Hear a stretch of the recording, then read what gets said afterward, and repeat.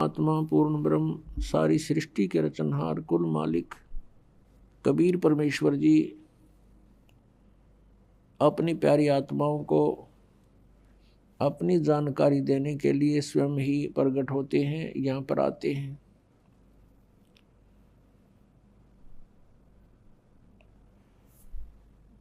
वो परमात्मा हमें अपने निज घर जाने का विधि विशेष मार्ग स्वयं ही बताते हैं।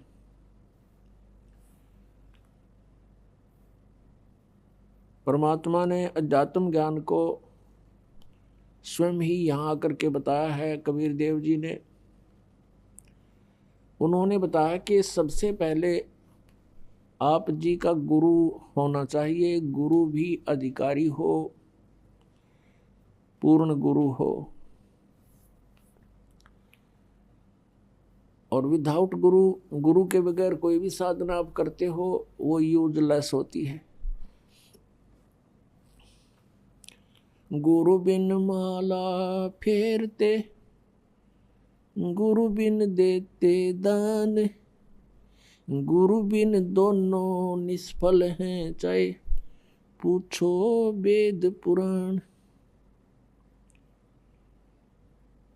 राम कृष्ण से कौन बड़ो, उन्हों भी गुरु कीन, तीन लोक के वे धनी, गुरु आगे आदीन। कबीर गर्भ योगेश्वर गुरु बिना, लाग्या हर की सेव, कहे कबीर बैकुंठ से, वो फेर दिया सुख देव। राजा जनक गुरु किए, फिर कीनी हर की सेव, कहे कबीर बैकुंठ में, चले गए सुखदेव। गुरु गोविंद दोनों खड़े, काके लागू पाए, बलिहारी गुरु अपना, जिन गोविंद दियो मिलाए। कबीर परमेश्वर जी स्वयं आकर के यथार्थ ज्ञान सुनाते हैं। वो बता रहे हैं कि गुरु के बिना यदि तुम साधना भी करते हो आपकी यूजलेस है, आपको इसका बहुत भयंकर पाप लगेगा, आपका जीवन व्यर्थ हो जाएगा। फिर उदाहरण देते हैं कि तुम राम और कृष्ण से तो किसी को बड़ा नहीं मानते, और श्री राम श्री कृष्ण जी ने भी गुरु बनाए, और गुरु के सामने एज ए शिष्य की तरह विनम्र रहे। राम कृष्ण से कौन बड़ो, उन्हों भी गुरु कीन, और तीन लोग के वे धनी, गुरु आगे आधीन। अब कितनी इम्पोर्टेंस है गुरु की। और जो गुरु नहीं बनाते, मनमुखी साधनाएं करते हैं, गुरु के बिना, जिसको निगुरा बोलते हैं, उसका कहीं ठिकाना नहीं होता। फिर प्रमाण देते हैं परमेश्वर जी के गर्भ योगेश्वर गुरु बिना, लाग्या हर की सेव, यानी भगवान की पूजा करने लगा कौन, सुखदेव ऋषि।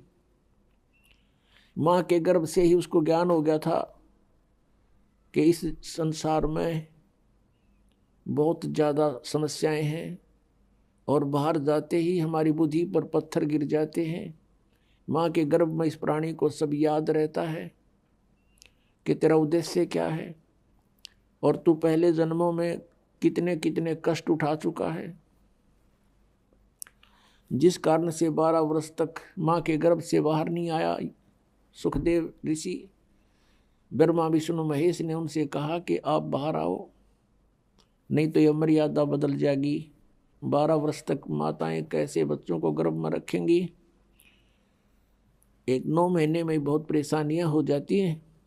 तब सुखदेव ऋषि ने कहा था कि बाहर आते ही आपके तीनों गुण हमें चेतनाहीन कर देते हैं, पूर्व की कोई जानकारी हमें नहीं रहती और हम अपने उद्देश्य को भूल जाते हैं। अंदर से ही वार्ता कर रहा है सुखदेव ऋषि, और सुखदेव ने कहा कि मैं इस कंडीशन पर बाहर आ सकता हूं कि आप अपनी इस त्रिगुणमयी माया को रोक लो थोड़ी देर, जब तक मैं बाहर आऊं। तब उन्होंने कहा कि भाई इतनी देर हम इनको रोक नहीं सकते, हमारे बस की बात नहीं। हम कुछ सेकंड के भी कुछ हिस्से में रोक सकते हैं, ये समझ लो, बस सेकंड से भी थोड़े समय में, इतनी देर। तब सुखदेव जी ने कहा कि आप इतनी देर रोक लो इसको। इतनी ही देर में वो माँ से बाहर आया, माँ के गर्भ से बाहर आया। 12 वर्ष का था, उठ कर चल पड़ा, अपनी और नाल को कंधे पर डाल लिया। सुखदेव ऋषि के जो पिता थे व्यास जी, व्यास जी ने कहा पुत्र तेरी मैंने 12 वर्ष तक इंतजार की है, कम से कम दर्शन तो दिखा। तब सुखदेव ऋषि ने कहा ऋषि जी अब मैं इस ज्ञान से परिचित हो चुका हूँ, या कोई किसी का पिता पुत्र नहीं है, ये तो संस्कार उलझे पड़े हमारे, और ना जाने कितनी बार आप मेरे बाप बन लिए, ना जाने कितनी बार मैं तेरा बाप बन लिया। अब के मैं अपना पीछा छुड़वाऊंगा, भक्ति करूंगा और इस संसार से मुक्ति पाऊंगा।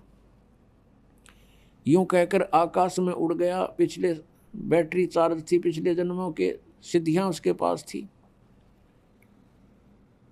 कहने का भाव ये है कि वो सुखदेव ऋषि फिर अपने आप उस सिद्धि प्राप्त से, हल्दी की गांठ से पंसारी बन गया। पिछले जन्म की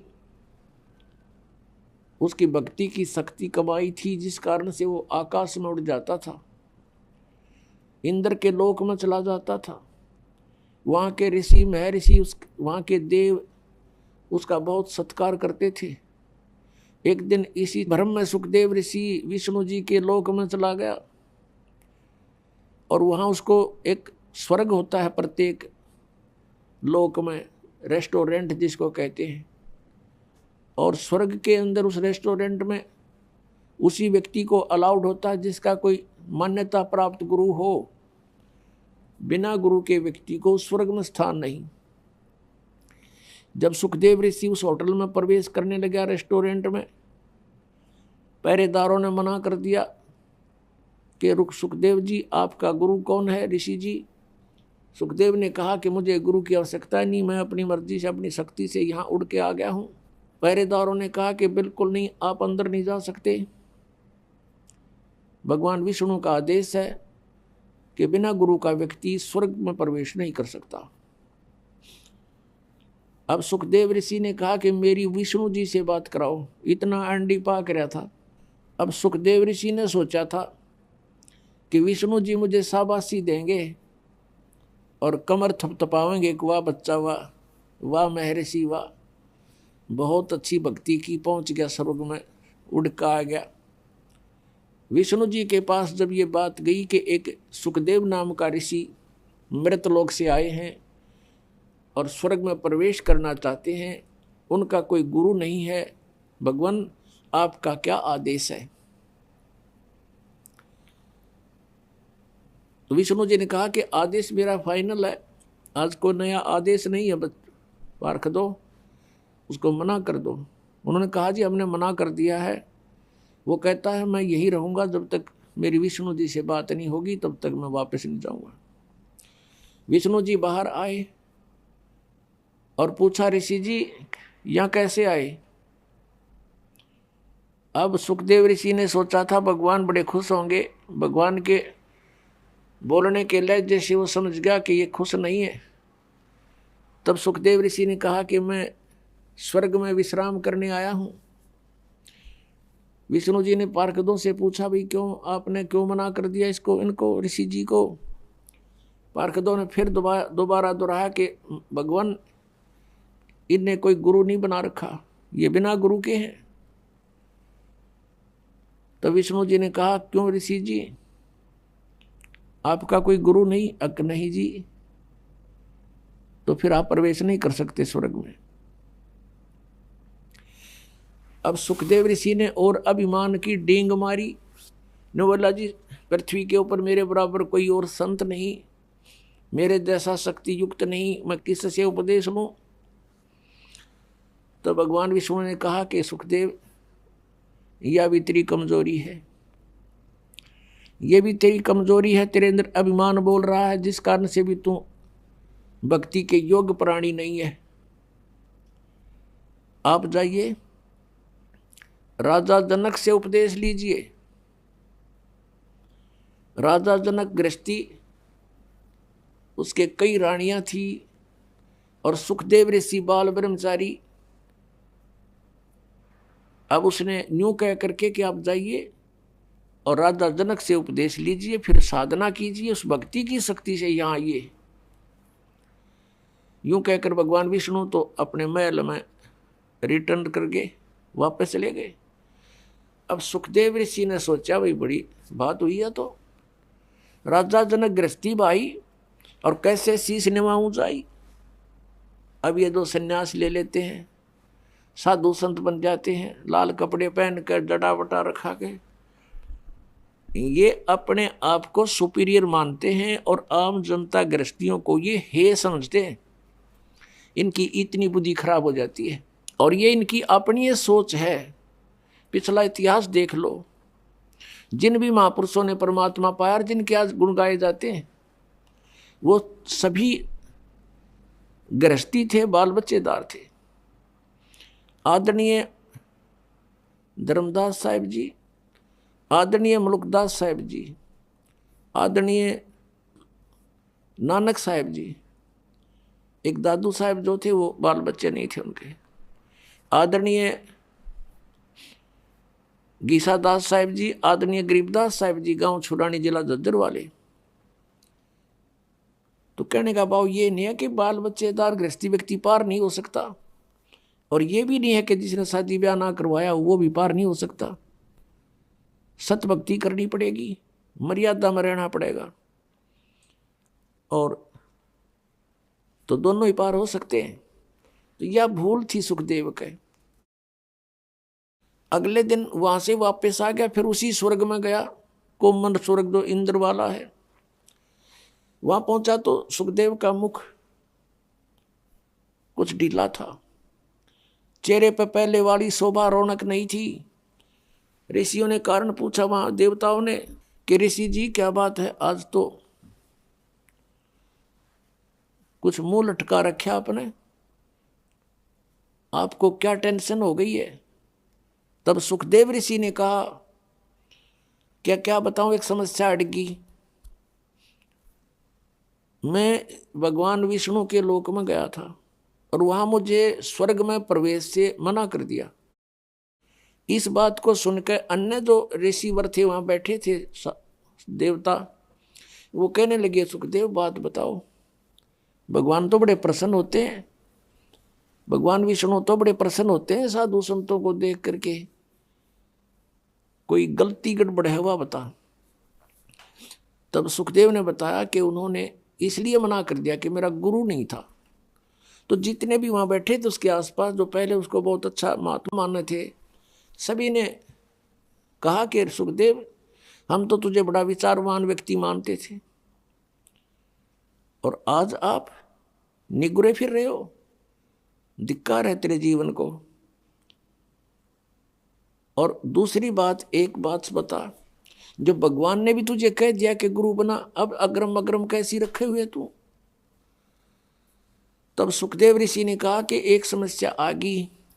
भगवान विष्णु जी ने कहा कि राजा जनक से नाम ले ले, और कहते राजा जनक गृहस्थी भाई और कैसे शीश निभाऊं जाई। सुखदेव बोले वचन विवेका, हमने स्त्री का मुंह नहीं देखा। अब वो ऋषि कहने लगे भाई एक बात बता, जब भगवान विष्णु ने कह दिया तेरे तुम वहां नाम ले तू जाके, और फिर भी आप ऐसी बातें कर रहे हो। देखो बिना गुरु के आपके पिछले जो संस्कार हैं आपकी भक्ति शक्ति है, ये कुछ दिन चलेगी, सदा नहीं रहेगी। और अगले जीवन में गधे की योनि में भी जा सकता है प्राणी। अब इतना सुनते ही उसका कलेजा हिल गया। और कुछ मेर भगवान की होती है विशेष। तो सुखदेव ऋषि को अपने पिछले जन्म की बातें याद आ गई। यह भी रजा भगवान की थी उस पर। उसकी बुद्धि ऑन कर दी, अंतर से उसका वह फिल्म चालू कर दी। उसको पिछले जन्म दिखाई देने लगे। उसको याद आया एक फिल्म वो देख रहा अपने बीते हुए जीवनों की, वो मूवी अंतःकरण में। उसने क्या देखा कि एक बार गधे की योनि भोग रहा है, अंधा हो गया, उसको छोड़ दिया। मालिक ने मारा, लठ निकाल दिया। घर अंधा होने के बाद एक पगडंडी पर चला जा रहा है जंगल में। आगे एक नाला था, उसमें गिरने लगा तो छलांग लगानी चाहिए, बीच में फंस गया। नाला थोड़ा ही था, आगे मुंह टिक गया, पीछे पीठ, बैक साइड में अड़ गया। टांग लटके नाले में, आगे पीछे फेट हो गया उसके ऊपर नाले में। और 1 हफ्ते तक भुगत कर मरा। किसी ने नहीं निकाला। आने जाने वाला आदमी इक्का दुक्का आता था, वो निकाल नहीं सका उसको। और उसके ऊपर पैर रखकर पुली बना के पार हो जा, उसकी पुल बना लिया। इस दृष्टांत से उसका कलेजा हिल गया, रोम रोम कांप गया। सुखदेव ऋषि उसी समय उठकर चल पड़ा। फिर भी मन बड़ा उस्ताद है, अपने पिताजी व्यास जी के पास आया। व्यास जी से प्रार्थना की कि हे ऋषिवर, क्या गुरु के बिना मोक्ष नहीं हो सकता? अब सुखदेव ऋषि ने, व्यास जी ने कहा कि नहीं बेटा, गुरु के बिना मोक्ष नहीं हो सकता। कोई भी साधना सफल नहीं हो सकती, मोक्ष तो दूर की बात है। तब सुखदेव ऋषि ने कहा कि हे पिताजी, मैं विष्णु जी के लोक में गया था, उन्होंने मुझे वहाँ रहने से मना कर दिया। व्यास जी ने फिर यही बात दोहराई कि कारण बता। वो ऐसे नहीं करते, कभी किसी को वापस नहीं करते, वो तो सीने से लगाते हैं भगवान विष्णु। तो तब नीचे को गर्दन करके कहता है कि मैंने गुरु नहीं बना रखा। उन्होंने कंडीशन रखी हुई है कि गुरु धार कर, यानी गुरुमुख व्यक्ति ही यहाँ आ सकता है। तो व्यास जी ने पूछा, क्या बेटा तेने गुरु नहीं बनाया? अगर नहीं। अब व्यास जी कहने लगे, बेटा मैंने ये सोचा था पुत्र कि मेरा नाम रोशन करेगा। अरे तूने तो नरक में जाने की तैयारी कर ली, इतना समय खो दिया। और मुझसे तू चला गया था, दर्शन भी ना दिए थे। चल मैंने सब्र कर लिया था, मेरा पुत्र अपनी भक्ति करके कल्याण करवा लेगा। अरे तू तो नरक की टिकट ले ली तूने।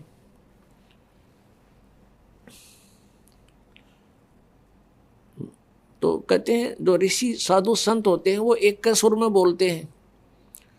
एक ही उनका जो विद्वान पुरुष होते हैं एक ही हिसाब की बातें करते हैं, उसमें अग्रम अग्रम नहीं होती, कोई कंसेशन नहीं होती। तो सुखदेव ऋषि ने कहा कि भगवान ने एक समस्या पैदा कर दी। उन्होंने कहा कि तू राजा जनक से नाम ले ले। और राजा जनक तो बाल बच्चेदार है, उसकी कई रानियां हैं। अब मैं उसको कैसे प्रणाम करूंगा गुरु रूप में? व्यास जी ने माथे का हाथ मारा। अरे भले आदमी, तेरा जन्म गृहस्थी तो होया, मैं गृहस्थी, मेरा बाप गृहस्थी, तेरे दादे परदादे सारे गृहस्थी, उनके बिना तेरा जन्म कहाँ से होता? और जब भगवान ने ये कह दिया और तू फिर बकवाद कर रहा है, तू ऋषि तो छोड़, तो एक आम जनसाधारण भी नहीं है। इतनी कड़वी बात अपने पुत्र को कहनी पड़ी उसके हित के लिए ऋषि व्यास जी ने। और पुत्र जाके पैर पकड़ ले राजा जनक के, महापुरुष है एक नंबर के। अपने आत्मा कहते मरता क्या नहीं करता। वहां से आ गया, राजा जनक के पास आया। शाम का समय था। राजा जनक ने कहा अपने नौकरों से कि भी महापुरुष आए हैं, आसन लगा दो। अब वो नौकर लगे उनका ऊंचा आसन लगाने के लिए, तैयारी करी, कपड़े उपड़े लाए। तब सुखदेव जी ने कहा कि नहीं महाराज जी, मैं तो जमीन पर बैठूंगा। अब राजा जनक ने कहा कि हे महात्मा जी, मेरी बेइज्जती मत करो, आप महापुरुष हो, हम गृहस्थी व्यक्ति हैं, हमारा दर्जा जमीन पर बैठने का है, आपका ऊंच आसन पर बैठने का है, आप ब्राह्मण हैं। सुखदेव ऋषि चुपचाप नीचे बैठ गया कि नहीं, मैं आपको गुरु बनाने आया हूं। अब यह राजा जनक का जैसे नहीं कि एक ब्राह्मण क्षत्रिय को गुरु बनाने आ गया। और उस समय तो बहुत इनके अंदर जो है ना महत्व था, अपना महत्व मानते थे, अभिमान था ब्राह्मणों में, ऋषियों में। तब सुखदेव ऋषि को नीचे बैठा देखा तो सोच गया कि कुछ बात है। तो कहा ऋषि जी सुबेरे मैं आपको उपदेश दूंगा। उन सारी कहानी बता दी। मैं विष्णु जी के लोक में गया था, वहां मुझे रहने से मना कर दिया क्योंकि मेरा गुरु नहीं था, और सभी ऋषियों ने एक ही राय दी है, मैं आपको गुरु बनाऊं, मेरे सामने और विकल्प नहीं रहा। तब राजा जनक ने कहा कि सुबह उपदेश दूंगा। अब हम इस विषय को ज्यादा नहीं बढ़ाते। तो सुबह जब राजा जनक ने कहा ऋषि जी बैठ जाओ, नीचे जमीन पर आसन लगवा दिया। राजा जनक ने अपनी पटरानी से, जो कई रानियां थी उनमें से एक मुख्य थी, जो उससे कहा कि आप मुझे स्नान कराओ और मेरी व्यवस्था करो, मैंने स्नान करके नाम दूंगा, उपदेश दूंगा ऋषि को।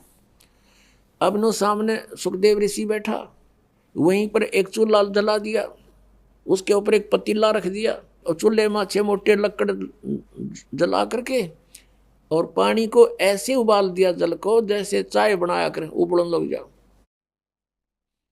और राजा जनक ने अपना नहाने का पाटड़ा वहीं साथ में डलवा लिया, उबलते चूल्हे के साथ में। उस पानी का जहां उबल रहा था, गर्म हो रहा था, वहीं साथ में रखवा दिया। और उसकी कपड़े काट के बैठ गया, धोती बांध गए।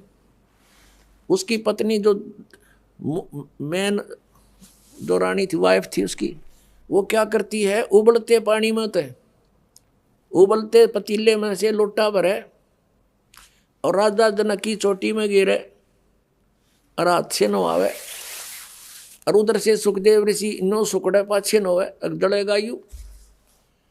वह फिर लोटा डाले, जब वो पाछे न सुकड़े, अगदल गया।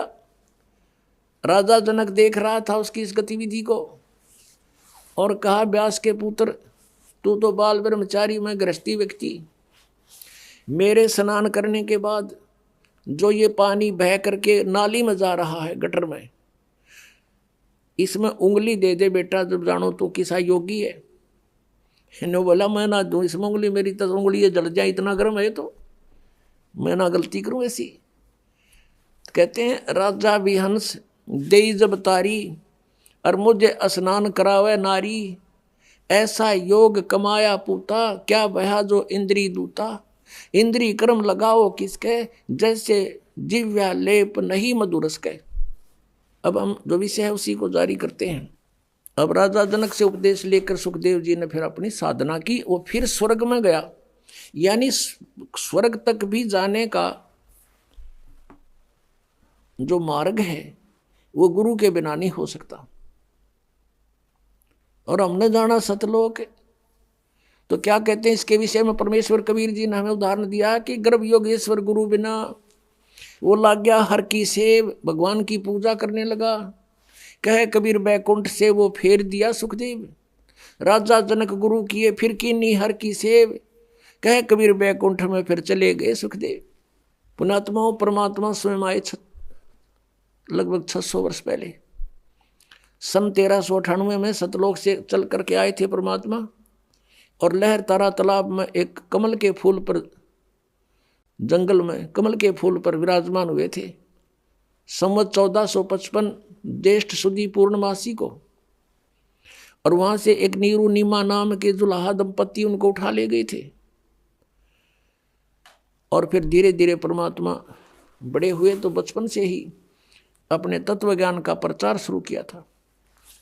इस मर्यादा को बनाए रखने के लिए कि गुरु के बिना बात नहीं बनेगी, वैसे परमेश्वर को कोई आवश्यकता नहीं थी गुरु बनाने की।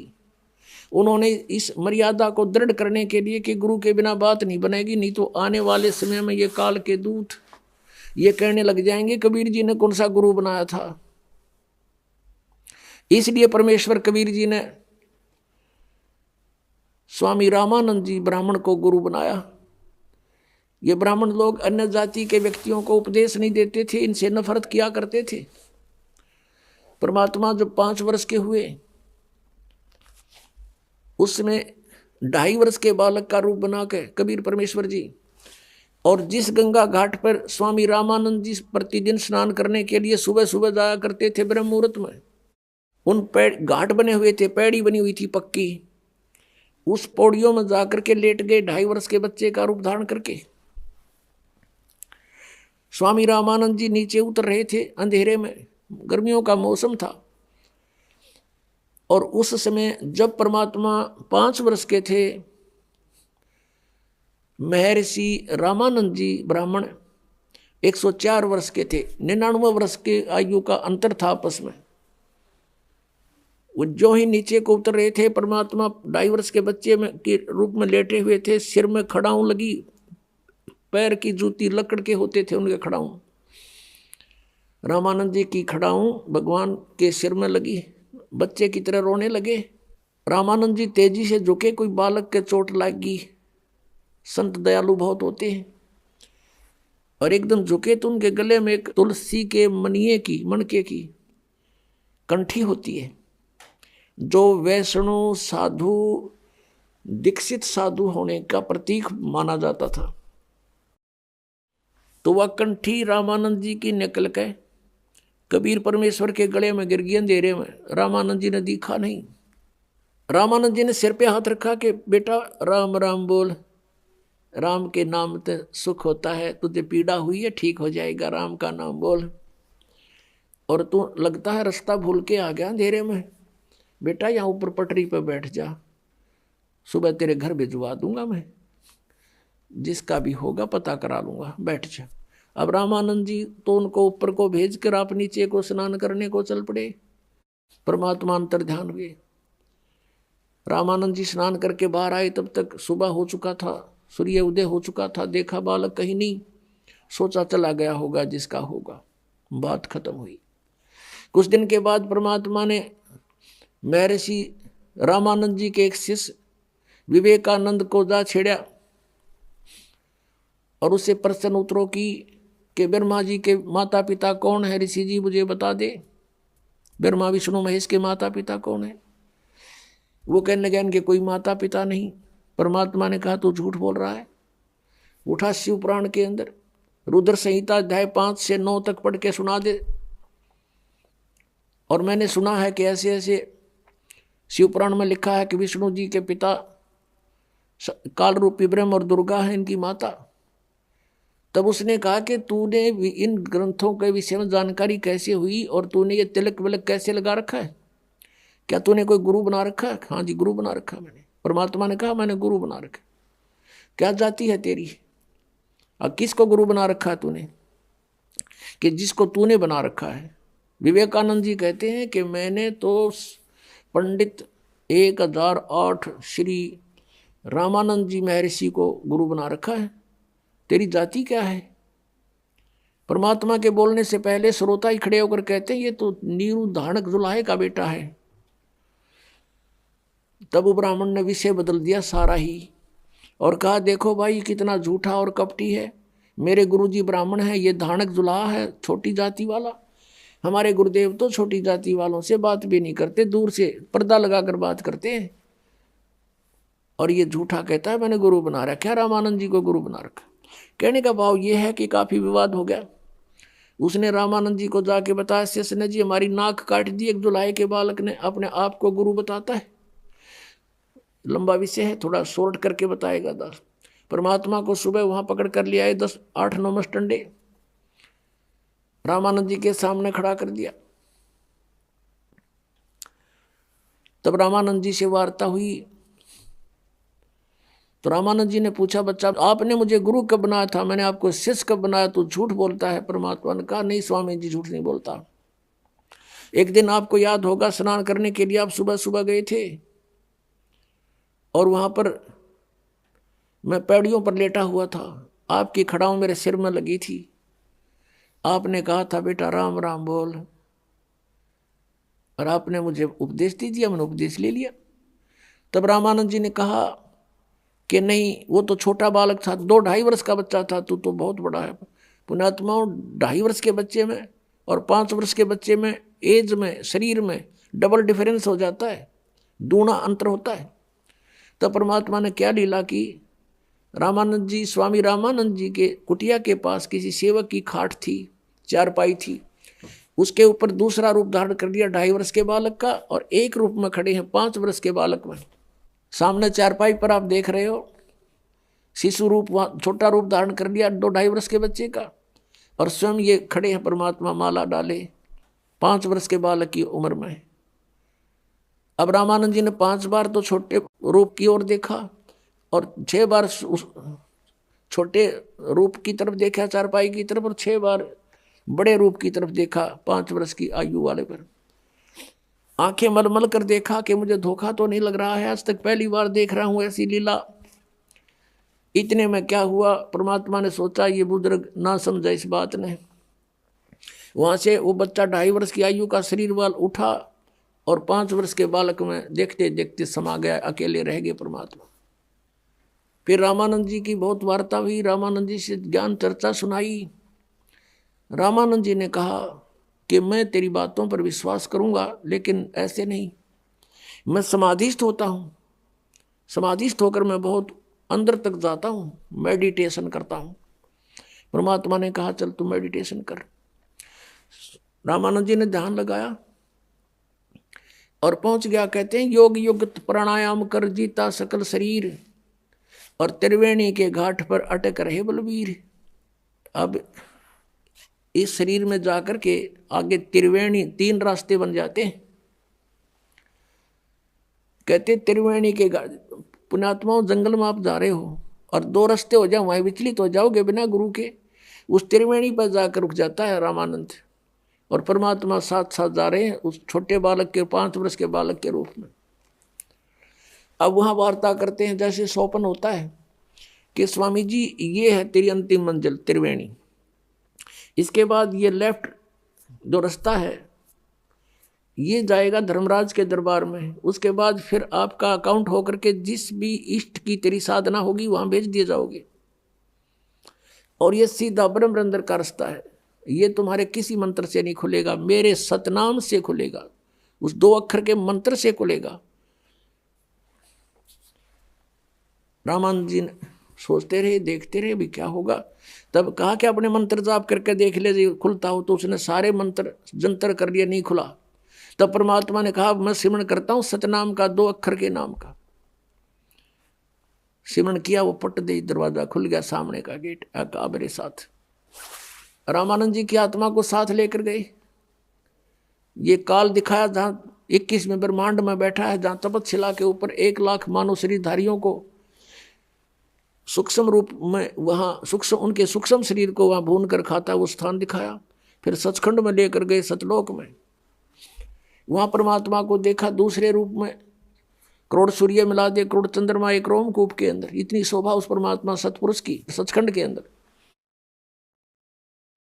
और नीचे से 5 वर्ष के बालक में परमात्मा दूसरे रूप से जा रहे हैं उसके साथ। तो रामानंद जी ने सोचा भगवान तो ये है सामने, जो तख्त पर बैठा है, सिंहासन पर विराजमान है। और परमेश्वर कबीर जी जाकर के चंवर उठा करके उस परमात्मा पर करने लगे, जो सिंहासन पर बैठे थे, चंवर करते हैं आदर से। अब रामानंद जी ने सोचा भगवान तो ये है, ये कबीर तो यहाँ का कोई गण होगा, अनुचर है यहाँ का। इतने में क्या हुआ कि वो तेजों में शरीर खड़ा हुआ, जिसके एक रोमकूप में करोड़ सूर्य मिला दे, करोड़ चंद्रमा, वो भी फीके रहे। इतने नूर युक्त मनुष्य शरीर रूप नर आकार परमात्मा मनुष्य दृश्य खड़ा हुआ। और कबीर जी 5 वर्ष के बालक उस सिंहासन पर विराजमान हो गए, न्यू डट गए। और वो जो तेजों में शरीर युक्त परमात्मा था परमेश्वर, कबीर जी बालक के ऊपर चंवर कर रहे, नौकर की तरह। अब रामानंद जी देख रहे हैं ये क्या लीला हो रही है, भगवान तो ये इस बालक पर चंवर। इतने में तेजों में शरीर जाकर के कबीर परमेश्वर में प्रवेश कर गया 5 वर्ष के बालक में। अनंत कोट ब्रह्मांड के कंट्रोलर के रूप में अकेले कबीर परमेश्वर जी बालक रूप में बैठे 5 वर्ष के बालक में। अब रामानंद जी कहते हैं, देखते हैं चारों ओर। तब परमात्मा ने कहा, रामानंद मैं पूर्ण परमात्मा हूं, परम अक्षर ब्रह्म हूं, और तुम भगवान को निराकार बताते हो, वेदों को पढ़ते हो, गीता को पढ़ते हो, और पुनः पढ़ना उन वेदों को। उसमें लिखा है कि परमात्मा नर आकार है और ऊपर भूलोक के तीसरे पृष्ठ पर विराजमान है, वो मैं ही हूं। अब रामानंद जी ने देखा सारा नजारा, सचमुच हम तो डरे डोए थे। वहां से वापस छोड़ दिया रामानंद जी को, उनकी आत्मा वापस भेज दी। वापस आया, झटका सा लगा एकदम, देखा चारों ओर तो सामने 5 वर्ष के बच्चे के रूप में फिर विराजमान है। तब रामानंद जी 104 साल के बुजुर्ग ने और 5 वर्ष के बालक के पैर पकड़ लिए, दंडवत प्रणाम किया और कहा कि तुम साहेब, तुम संत हो, तुम सतगुरु, तुम हंस, गरीबदास तुम रूप बिना और न दूजा अंश, दोहू ठोर है एक तू भया एक से दो। रामानंद जी कहते हैं, गरीबदास हम कारणे तुम आए हो, मग जो वहां से चलकर हमारे लिए ही आए हो।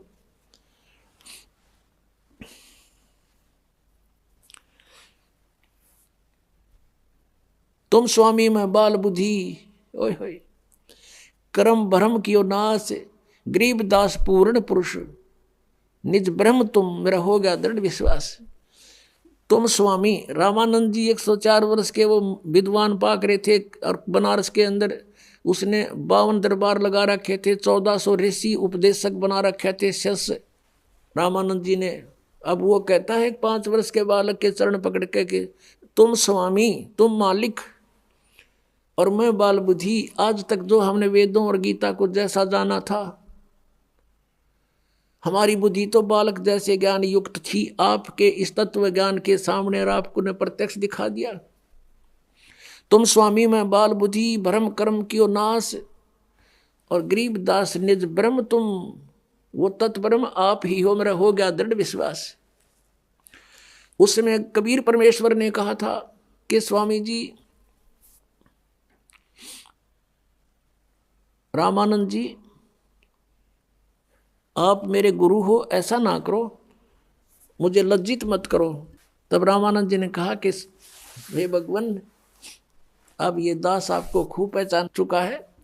तब सारी बात से परिचित कराया कबीर परमेश्वर ने कि आप मेरे गुरु बने रहो, ये मेरा आदेश मान लो, एज ए गॉड मान लो, क्योंकि आने वाले समय में सारी बात से परिचित कराया, सब ज्ञान समझा उसको कि मैं जब सतलोक से चलकर आया, अपने पुत्र सहजदास का रूप बनाकर जोगजीत का रूप बनाया फिर दूसरी बार, तो ये काल मिला मुझे। इसने मेरे से वायदा करवाया था, मेरे से वचन ले लिए थे कि 3 युगों में जीव कम ले जाना, और चौथे युग कलयुग में तू कितने ही प्राणी ले जाना तुम। ये मुझे अपना भाई समझ रहा था, इसलिए मुझसे वाद विवाद कर रहा था। फिर इसने वचन भी मुझसे लिए, तो मैंने इसको वचन दे रखा है कि कलयुग में मैं अपने हंसों को ले जाऊंगा। और इसने एक प्रार्थना और की थी मेरे से कि जो आपके ज्ञान को जाने माने तो आपका, और काल ने कहा था मेरे लोकवेद पर आधारित वो रहे भगवान, उसके साथ जबरदस्ती ना करना। तो हमने इसको तथास्तु कह दिया था कि ठीक है, जो हमारे ज्ञान को मानेगा उसी को हम अपना ज्ञान समझाएंगे और उसको नाम देंगे, और जो हमारे ज्ञान को छोड़ देगा वो आपका ही होगा, काल का ही होगा, और जो गलत साधनाएं करेगा वो भी आपका ही होगा, काल का होगा। जब सारे वचन इसने बरवा लिए, तब काल खुश हो गया, कहने लगा बेशक जाओ जोगजीत, संसार में कलयुग तक तो इनको ईसा कंडम कर दूंगा, कोई भक्ति योग नहीं रहेगा, और तेरे नाम से कबीर पंथ से, तुम्हारे नाम से मैं पंथ चलाऊंगा, सतपुरुष कहेंगे, और नाम काल के देंगे, सारे के सारी साधनाएं मेरे सतर की होंगी, मेरे जाल में फंसे रहने की। और जिस समय तुम्हारा कोई दूत जाएगा, संत जाएगा प्रचार के लिए, या तुम जाओगे जोगजीत, उस समय तक तो मैं 12 पंथ तो अलग चला दूंगा, कबीर पंथ से नकली, और अनेक पंथ में चलाऊं, इस विध जीवों को भरमाऊं। 12 पंथ करूं मैं साजा, नाम तुम्हारा ले करूं आवाजा। 12 पंथ नाम जो ले ही, मेरे मुख में आन समोही। और अनेक पंथ में चलाऊं, या विध जीवों को भरमाऊं। तो ये राधा स्वामी पंथ, धन धन सतगुरु सच्चा सौदा जगमालवाड़ी और सिरसा वाला पंथ, और ये जय गुरुदेव मथुरा वाला पंथ, ये ठाकुर जी महाराज, ये 5 नाम देते हैं सारे। यानी शिवदयाल जी के ही ज्ञान का सब कुछ इनके पास आधार है। और ये सब काल के चलाए हुए पंथ हैं। और श्रद्धालु इसमें बहुत श्रद्धा से आंखें बंद करके बैठे हैं बेचारे कि ये हमें पार कर देंगे परम धनी। अरे इनका गुरु नहीं, ये जाएंगे कहाँ? कहते हैं परमेश्वर। गरीबदास जी ने कहा, फिर गरीबदास जी के विषय में जानकारी फिर देते हैं कि आदरणीय गरीबदास साहिब जी को परमात्मा मिले थे गांव छुड़ाने जिला दद्दर हरियाणा में। ये 10 वर्ष के थे, खेतों में अपनी गौवें चरा रहे थे, और भी अनेक पाली ग्वाले साथ थे। वह परमात्मा आए सतलोक थे, एक जिंदा महात्मा का रूप बना के साधु का, और गरीबदास जी से वार्ता की। एक कुंवारी गाय का दूध निकाला अपनी शक्ति तय। पालियों ने कहा था कि महाराज दूध पियो। परमात्मा ने कहा था कुंवारी गाय का दूध पीता हूं मैं। तो गरीबदास जी ने एक बछिया ला के खड़ी कर दी, जिसने दूध छोड़ रखा था, अभी तक वो ब्याही नहीं थी, बच्चा नहीं था उसका। तो कबीर परमेश्वर ने अपनी थपकी मारी, उसके आशीर्वाद भरा हाथ रखा कमर पर बछिया का, अपने आप दूधों से सतन से दूध चल पड़ा। एक पात्र रखा था वहाँ पर मिट्टी का, वो 2 मांझ रखा था, उसको नीचे रख दिया, वो भर गया, अपने आप थनों से दूध निकलना बंद हो गया। तब आधा परमेश्वर कबीर जी ने पिया, आधा उस बालक गरीबदास जी ने। फिर गरीबदास जी की आत्मा को स्वामी रामानंद जी की तरह परमात्मा सतलोक सचखंड ऊपर सब दिखा कर लाए थे। और वही दृश्य उनके साथ हुआ था। परमात्मा रूप, ओरिजिनल रूप में जो वहाँ परमात्मा की 3 सतिथि बताई हैं, वेदों में भी यही वो गुणगान है। और ओरिजिनल जो परमात्मा ने प्रैक्टिकल किया वो भी ऐसा ही है। तो गरीबदास जी ऊपर गए परमात्मा के साथ जिंदा महात्मा के रूप में। तो वहां जाकर के जिंदा महात्मा के रूप में जो परमात्मा थे, अपने उस दूसरे रूप में तेजों में शरीर, करोड़ सूर्य मिला दे करोड़ चंद्रमा, ऐसे एक रोमकूप की शोभा वाले शरीर में जो तख्त पर सिंहासन पर विराजमान थे, उसके ऊपर चौर करने लगे। गरीबदास जी ने सोचा भगवान तो यूं है तख्त पर बैठा, अरे बाबा जी तो यहाँ का कोई नौकर दिखा इनका। इतने में वही लीला हुई जो रामानंद जी के साथ की थी। परमात्मा जो खड़े हुए तख्त से, सिंहासन से, और नीचे से बाबा जी संत रूप में गए थे भगवान, वो विराजमान हुए, और वो तेजों में शरीर वाले भगवान चौर करने लगे। तब गरीबदास जी बालक 10 वर्ष की आयु के सोच रहे हैं कि हो बाबा जी में बड़ी करामात, भगवान भी इसके ऊपर चौर करता है। इतने में वो तेजों में शरीर उस जिंदा वाले महात्मा वाले शरीर में प्रवेश कर गया। अकेले वो बाबा संत रूप में परमात्मा नीचे से ऊपर गए थे, अकेले अनंत कोट ब्रह्मांड के मालिक के रूप में बैठे विराजमान तख्त के ऊपर। तब गरीबदास जी को सब कुछ दिखा करके परमात्मा ने वापस छोड़ दिया।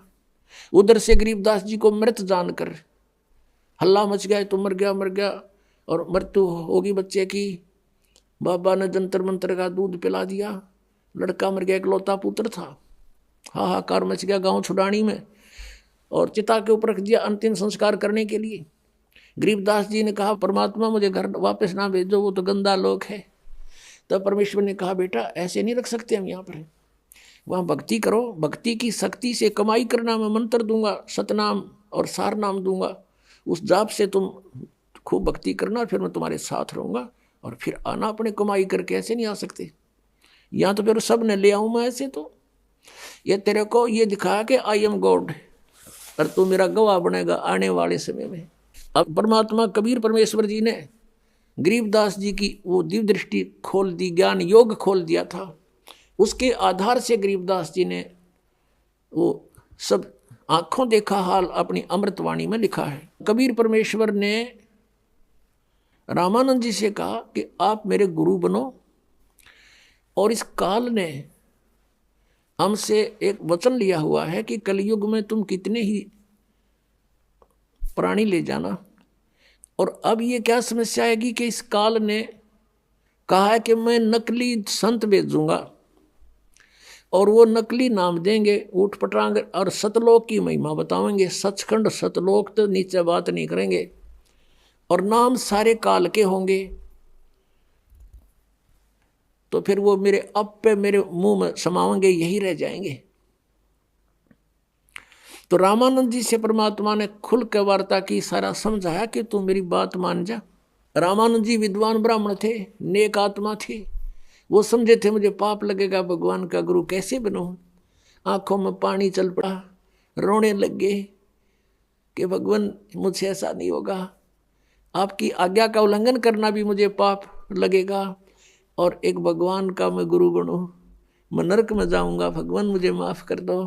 तब परमेश्वर ने कहा कबीर देव जी ने कि रामानंद जी, आई एम गॉड, और मैं ही भगवान हूँ और मैं ही पाप नाशक हूँ, मेरा आदेश पालन करे और देख बात सुन।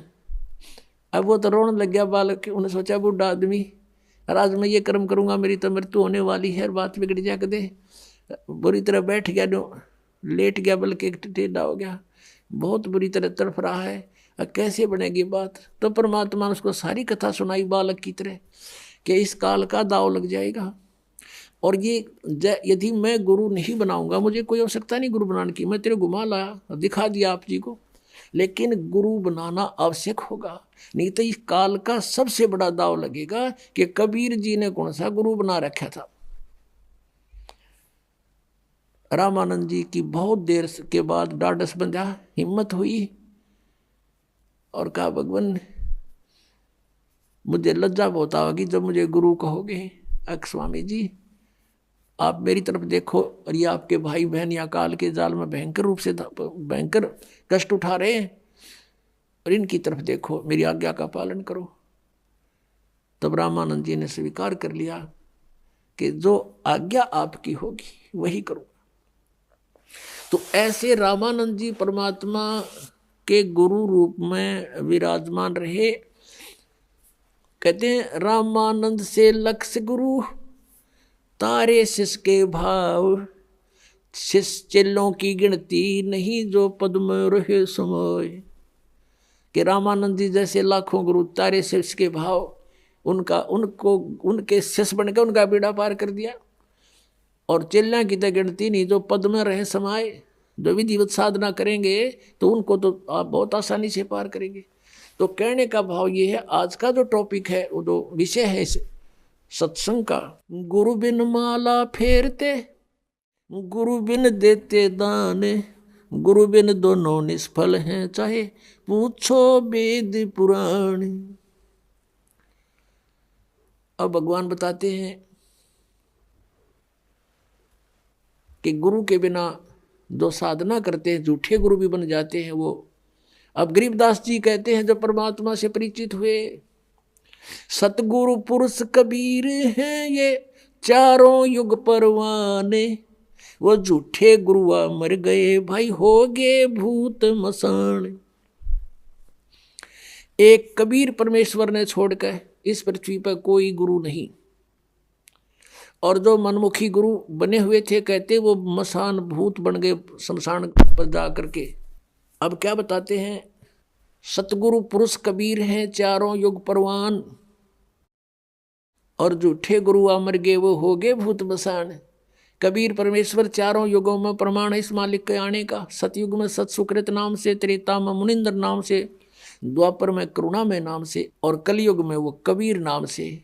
सतयुग में सत सुकृत नाम से, त्रेता में मुनिंदर ऋषि नाम से, द्वापर में करुणा में नाम से, और कलयुग में कबीर नाम से वो परमात्मा चारों युगों में सहस्री राय है, सी स्वरूप धारण किया, फिर लीला करते हुए बड़े हुए। तो वो लीला हर युग में, प्रत्येक युग में ऐसा ही करते, और फिर अपना ज्ञान प्रचार करते अपनी प्यारी आत्माओं को, और सूक्ष्म वेद को लिखवा कर चले जाते हैं। सच्चिदानंद घन ब्रह्म की वाणी में अपने मुख से बोलकर उस अमृत व ज्ञान को वो स्वयं ही प्रदान करते हैं अपने आत्माओं। ये राधा स्वामी पंथ है, आगरा से ये चला है और उस इनके परम धनी का नाम है श्री शिवदयाल जी। इसको परम हजूर, परम धनी, राधा स्वामी, पता नहीं कितने नामों से, ये उपमात्मक नामों से इनको, इनकी प्रशंसा करते हैं। और इनका कोई गुरु नहीं था, इनका कोई गुरु नहीं था। अभी आपने आदरणीय गरीबदास साहिब जी की वाणी सुनी है कि सतगुरु पुरुष कबीर हैं ये चारों युग प्रमाण, और ये झूठे गुरु अमर गए हो गए भूत मसान। अब एक समझदार संकेत बहुत होता है। शिवदयाल जी इनके परम धनी हैं। किन किन के? इस व्यास डेरे वाले श्री जयमल सिंह जी भी वहीं से उनके गुरु थे। जयमल सिंह जी के गुरु भी शिवदयाल जी थे। और उधर से मथुरा के अंदर एक जय गुरुदेव पंथ चला है, वो भी यही 5 नाम देते हैं, ये ओंकार, निरंकार, ज्योत निरंजन, सोहम और सतनाम। और ये भी उस शिवदयाल जी के ही लिंक है, आगरा से निकला ये भी। और इधर से ये सच्चा सौदा सिरसा के अंदर जो श्री खेमामल जी, जिनको बिलोचिस्तानी शाह मस्ताना भी कहते थे, उनसे वहाँ पंथ चला। वो भी श्री सावन सिंह जी के शिष्य थे। व्यास डेरा में जयमल सिंह जी के उत्तराधिकारी हुए हैं श्री सावन सिंह जी। और श्री सावन सिंह जी ने कोई आदेश नहीं दिया इस खेमामल जी को, बिलोचिस्तानी शाह मस्ताना को, जिसने सच्चा सौदा सिरसा में लठगाड़ दिया डेरे का। यह पहली बात तो शिवदयाल जी का कोई गुरु नहीं, वो ये भूत बना, अभी दिखाऊंगा आपको। और फिर जगमाल वाली भी सच्चा सौदा सिरसा से ही गई हुई एक ब्रांच है, जिसको गद्दी नहीं मिली उसने न्यारा चिमटा गाड़ दिया। जैसे सावन सिंह जी ने सन 1948 में जगत सिंह जी को उत्तराधिकारी बना दिया। और ये सच्चा सौदा सिरसा वाले कहते हैं कि सावन सिंह जी ने उनको आदेश दे दिया था, और तब वो नाम देने लग गए थे। कौन? खेमामल जी। ये इनकी बिल्कुल झूठ है। दिखाता हूँ थोड़ी सी झलक इनकी। ये देखिएगा, सारवचन राधा स्वामी वार्तिक, प्रकाशक हैं जगदीश चंद्र सेठी, सेक्रेटरी राधा स्वामी सत्संग व्यास, डेरा बाबा जयमल सिंह, मुद्रक हैं लक्ष्मी, ऑफसेट प्रिंटर दिल्ली, इतने से। इसकी भूमिका में लेखक ने यहां लिखा 7 पृष्ठ पे है। यहां क्या लिखा है कि 20 मार्च 1948 में एक रजिस्टर्ड वसीयत के तहत द्वारा सरदार बहादुर जगत सिंह जी को अपना जानसीन यानी उत्तराधिकारी नियुक्त किया, और 2 अप्रैल 1948 को निज धाम चले गए। कौन? हजूर महाराज सावन सिंह जी का जन्म 20 जुलाई 1858 में ग्राम जाटान, जिला लुधियाना में हुआ। और ये यहाँ देखो, फिर 20 मार्च 1948 को इसने जगत सिंह को गद्दी नशीन बना दिया, और 2 अप्रैल 1948 को निज धाम चले गए। 2 अप्रैल 1948 को इनकी मृत्यु होगी। किसकी? सावन सिंह जी की। अब दिखाता हूँ आपको। ये है पुस्तक सतगुरु के परमार्थी करिश्मों के वृंतांत, पहला भाग। और संग्रहकर्ता कौन है? वर्तमान गद्दी नशीन पूज्य हजूर महाराज श्री गुरमीत सिंह जी, डेरा सच्चा सौदा सिरसा, हरियाणा। ये वर्तमान में सच्चा सौदा के डेरे पर विराजमान है। और ये कहाँ से छपा है ये दिखाते हैं आपको अभी। प्रकाशक है इंद्र सेन, प्रबंधक, डेरा सच्चा सौदा सिरसा, हरियाणा, भारत। मुद्रक है इंद्र सेन, प्रबंधक, परमार्थ उपदेश प्रिंटिंग प्रेस, डेरा सच्चा सौदा, बेगू रोड, सिरसा, हरियाणा, भारत। अब इसमें क्या लिख रहे हैं ये अपने कर कमलों से देखिएगा। पृष्ठ 33 पर डेरा सच्चा सौदा दरबार की नींव बेप्रभा मस्ताना जी ने 2 अप्रैल 1948 को अपने पवित्र कर कमलों द्वारा कच्ची ईंटों से रखी। और यहाँ देखो पृष्ठ 27 पर क्या कहते हैं, बेपरवाह मस्ताना जी ने संगत के बार बार विनती करने और बाबा सावण सिंह जी के हुक्म से अप्रैल 1949 में नामदान देना शुरू कर दिया था। अब देखो 2 अप्रैल 1948 में तो मृत्यु हो ली सावण सिंह की, और 1949 में उनको नाम देने का आदेश दिया। 1 साल भूत बन के आगे दिखे उड़े फिर में। बेपरवाह मस्ताना जी ने संगत के बार बार विनती करने से, या यूं इस संगत ने इनसे कहा आप नाम दो, जब लाग गया देने यू सावण सिंह जी का तो नाम लिखना पड़ गया इन्हें। न संगत की कहने की क्या जरूरत थी, उन्होंने आदेश दे दिया, नाम देना शुरू कर देता। बेपरवाह मस्ताना जी ने संगत के बार बार विनती करने